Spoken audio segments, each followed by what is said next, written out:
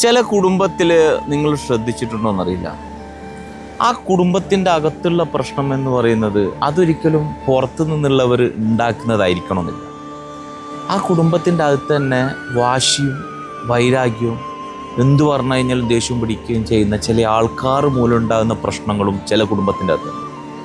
അത് അവരുടെ വാശിയും ആ വൈരാഗ്യമൊക്കെ മാറ്റാൻ തീരുന്ന പ്രശ്നമേ ഉള്ളൂ. പക്ഷേ അത് മാറ്റാത്തിടത്തോളം കാലം ഇനി ആര് വന്നാലും, ഇനിയിപ്പോൾ ദൈവം തന്നെ വന്നതാ അവരോട് പറഞ്ഞാലും അവരത് കേൾക്കൂല.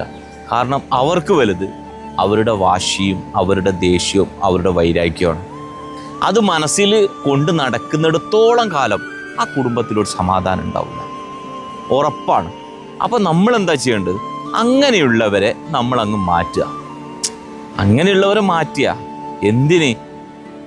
നമ്മളെ ഉപദ്രവിക്കുമെന്ന് ഉറപ്പുള്ള മൃഗത്തിൻ്റെ മുന്നിൽ പോയിട്ട് നമ്മൾ നിൽക്കുക? ഇല്ലല്ല. അത് കണക്ക് തന്നെ നമുക്ക് സമാധാനം തരാത്ത മനുഷ്യന്മാരുടെ മുമ്പിലും പോയിട്ട് നമ്മൾ നിൽക്കേ വേണ്ട. നമ്മൾ മാറിപ്പോ. നമുക്ക് വലുത് നമ്മുടെ സമാധാനമാണ്, അല്ലേ?